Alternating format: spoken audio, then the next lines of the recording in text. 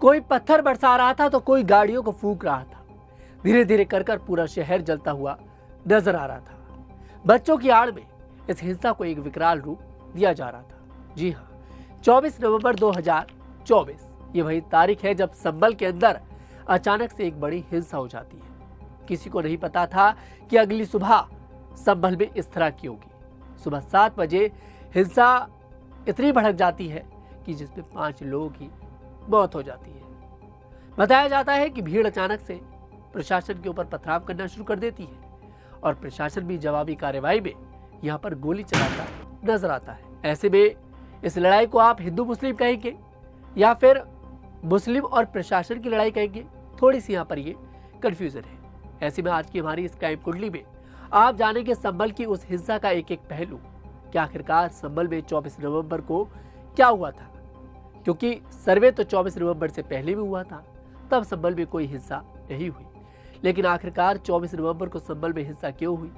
क्या इसके पीछे कोई अफवाह थी या फिर ये सिर्फ और सिर्फ एक धर्म की लड़ाई थी?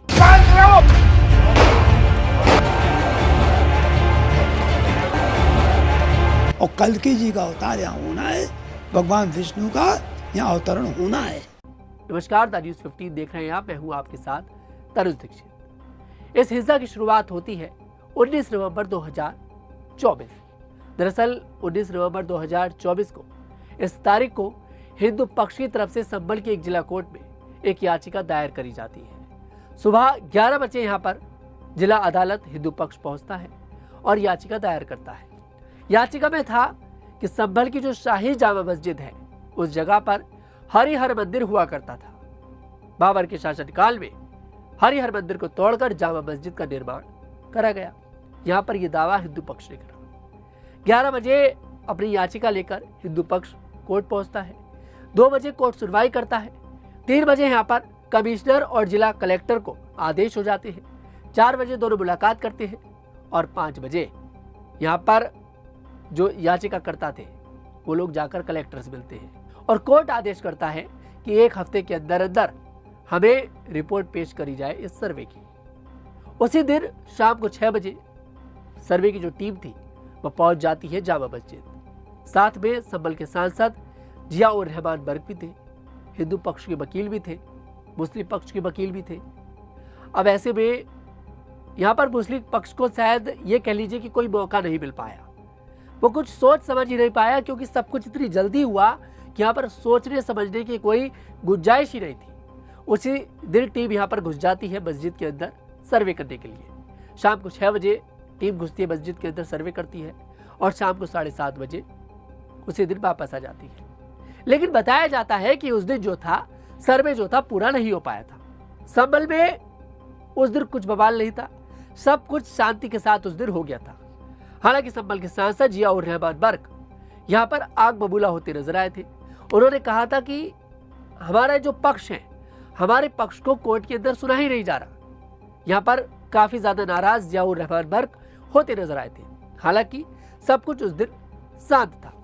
उसके बाद यहाँ पर सबको ये था कि भाई अब जुम्मा आएगा। जुम्मा था 22 नवंबर का, जो सर्वे के बाद का अगला जुम्मा था। उसके बाद बताया जाता है जहां हर जुम्मा मुस्लिम समाज 3000 लोग, जो 3000 मुस्लिम हैं, जामा मस्जिद के अंदर संभल के अंदर नमाज पढ़ा करते थे। लेकिन उस जुम्मे के दिन 10,000 लोगों ने जामा मस्जिद के अंदर नमाज पढ़ी। लेकिन उस दिन भी कुछ नहीं हुआ, सब कुछ शांति के साथ होता रहा।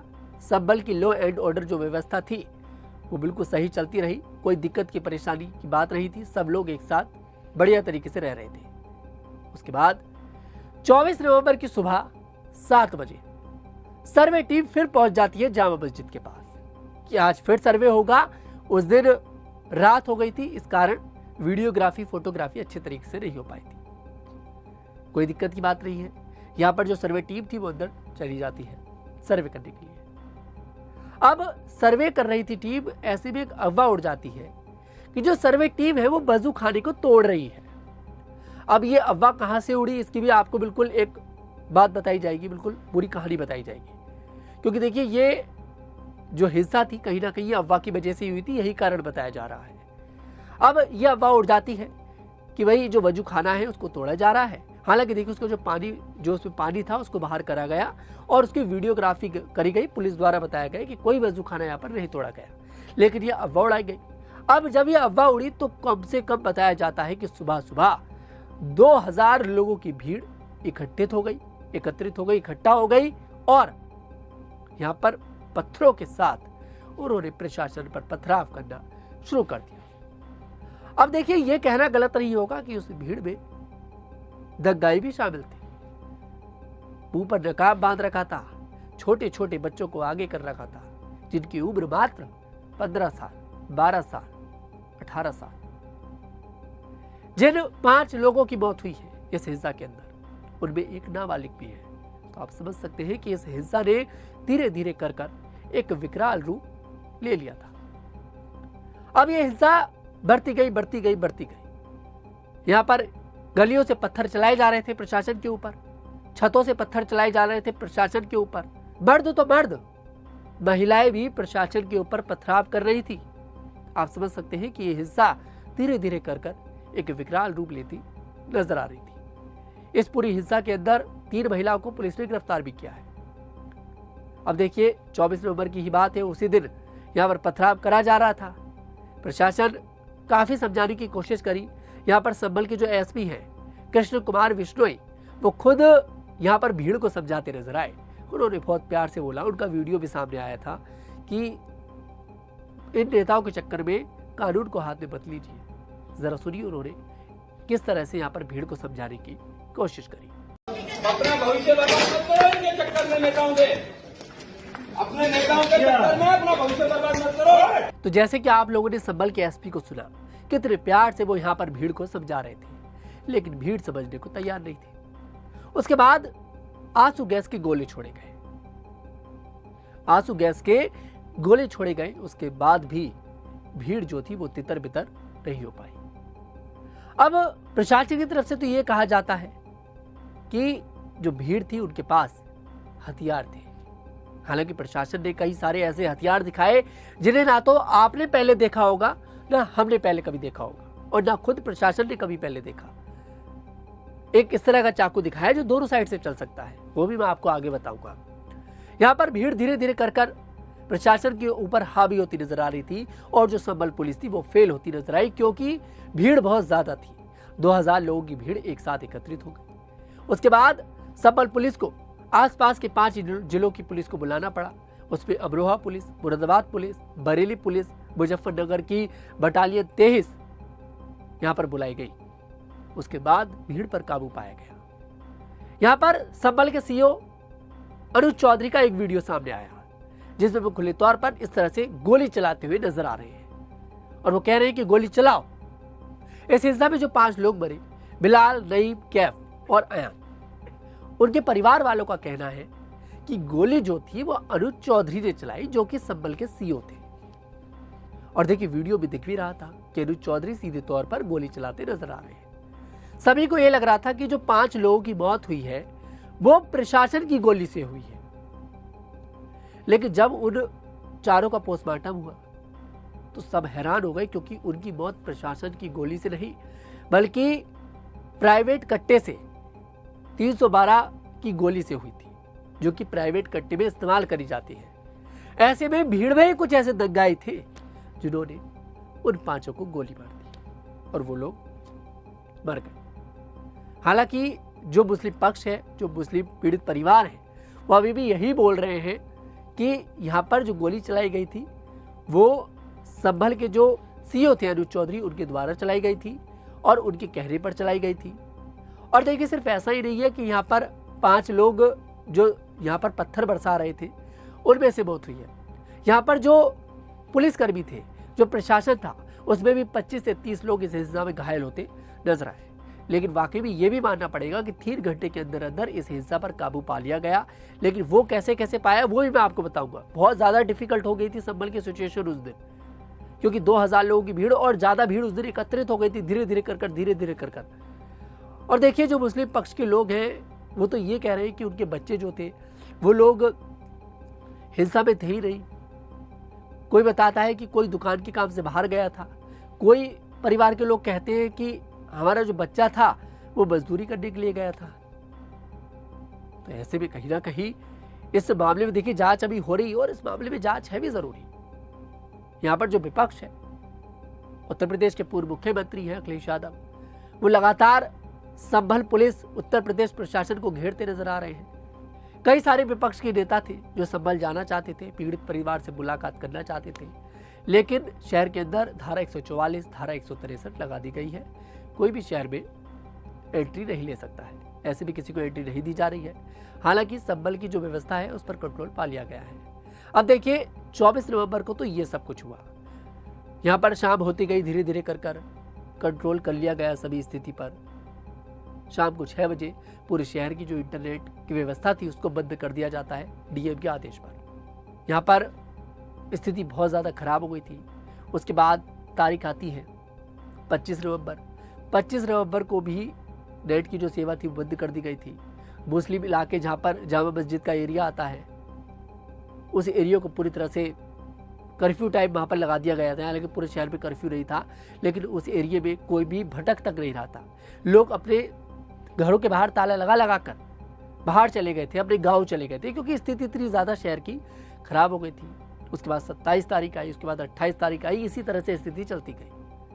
उसके बाद आती है 29 नवंबर। 29 नवंबर को इस केस पर सुनवाई भी थी और उसी दिन जुम्मा भी था। अब देखिए सहयोग की बात, आप देखिए जुम्मा और सुनवाई की तारीख एक दिन थी। बताया जाता है कि जुम्मे के दिन, जिस दिन जुम्मा था, उस दिन जामा मस्जिद में 15 से 20 हजार लोगों ने नमाज पढ़ी, यानी कि 29 नवंबर। यहाँ पर जो धर्मगुरु थे, जितने भी मुस्लिम धर्मगुरु थे, उन्होंने यहाँ पर यह अपील करी थी कि ज्यादा लोग ना आए, अपने घर से ही नमाज अदा करें, लेकिन उसके बावजूद भी लोग एकत्रित हुए। हालांकि देखिए कोई भी बवाल देखने को नहीं मिला, स्थिति बिल्कुल ठीक रही। अब कोर्ट की बात कर लेते हैं कि कोर्ट का क्या मानना है। देखिए यहाँ पर सुप्रीम कोर्ट ने उसी दिन फैसला सुनाया कि निचली अदालत जो है इस पर कोई फैसला नहीं करेगी। जो सर्वे की रिपोर्ट है उसको बिल्कुल पैक करके हमारे पास पहुंचा दीजिए, हम इस पर सुनवाई करेंगे। अब ऐसे में कहीं ना कहीं इस मामले ने तूल पकड़ी। अब यहां पर यह समझते हैं कि आखिरकार यह हिंसा इतनी भड़की कैसे है। यह सिर्फ एक हिंसा थी, यहां पर यह सब कुछ पहले से प्लान था, क्योंकि इतने सारे पत्थरों का एक साथ इकट्ठा हो जाना, इतने सारे हथियारों का एक साथ इकट्ठा हो जाना, जो मैंने आपको शुरू में बताया कि प्रशासन ने कुछ ऐसे हथियार दिखाए, एक चाकू दिखाया, जिसका मैं भी आपको आगे जिक्र भी करूंगा। वो सब कुछ देखिए अचानक से नहीं हो सकता। इस हिंसा में संभल पुलिस ने संभल के सांसद जियाउर रहमान बर्क और संभल के विधायक इकबाल महमूद के बेटे सुहेल इकबाल को मुख्य आरोपी बनाया है। प्रशासन का कहना है कि लोगों ने उनके कहने पर हिंसा करी। ऐसे में कहीं ना कहीं इस मामले में जो सांसद साहब हैं वो भी नपते हुए नजर आ रहे हैं। अब ऐसे में देखिए इस मामले की भी जांच चल रही है। हालांकि जियाउर रहमान बर्क जिस दिन से हिंसा हुई है अभी तक संभल नहीं गए हैं, एक बार भी संभल नहीं गए हैं। उनकी एंट्री पर रोक है और आते भी ये जिद कर तो शायद गिरफ्तारी भी उनकी हो जाएगी।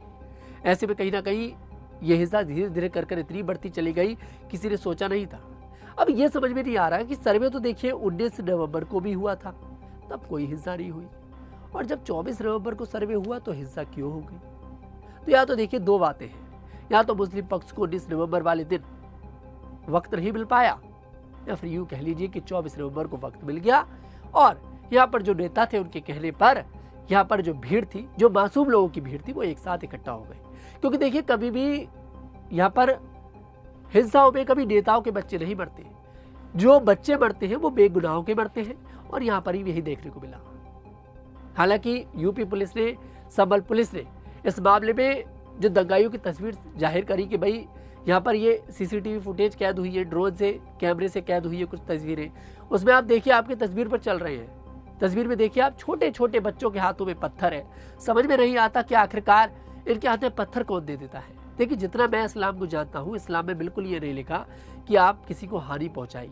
इस्लाम में तो इतनी अच्छी बातें लिखी है कि अगर आप इस्लाम को फॉलो करें तो आप शायद एक बहुत अच्छे व्यक्ति बन जाए, बिल्कुल संपूर्ण व्यक्ति बन जाए, अगर आप इस्लाम की बातें माने तो।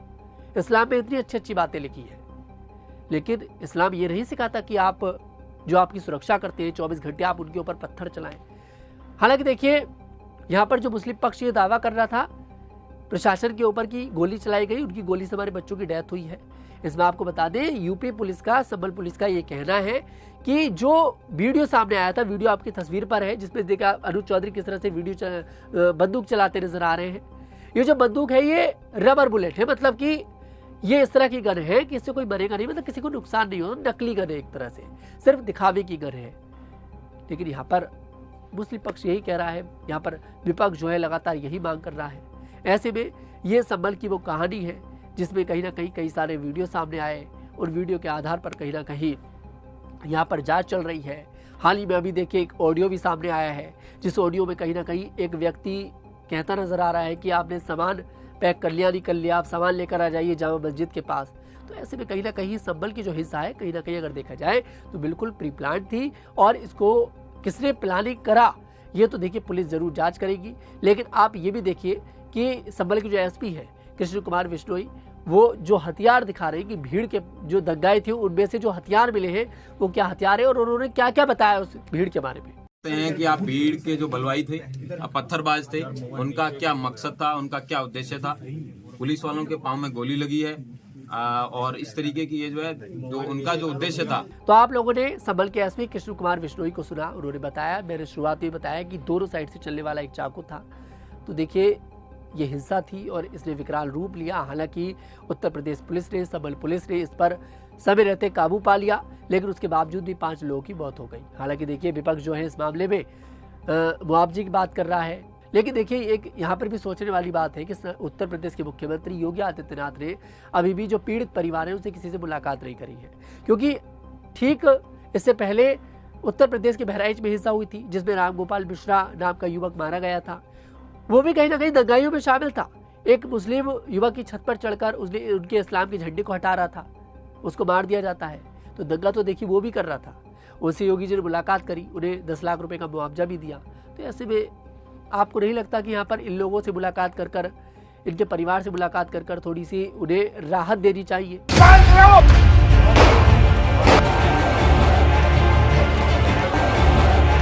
और कल्कि जी का अवतार यहाँ होना है, भगवान विष्णु का यहाँ अवतरण होना है। खैर ये संबल का पूरा हिस्सा था और ये हमारी आज की क्राइम कुंडली में संबल की पूरी कहानी थी कि आखिरकार संबल में हिंसा कैसे कैसे हुई, क्या पूरा मामला था। यह हिंसा उस जामा मस्जिद को लेकर हुई जो जामा मस्जिद बाबर ने बनाई थी 1526 में। यह जामा मस्जिद वो जामा मस्जिद है जो अयोध्या की जो बाबरी मस्जिद थी, जिसे अब तो देखिए ढा दिया गया है, जो उस जगह पर राम मंदिर का निर्माण हो चुका है।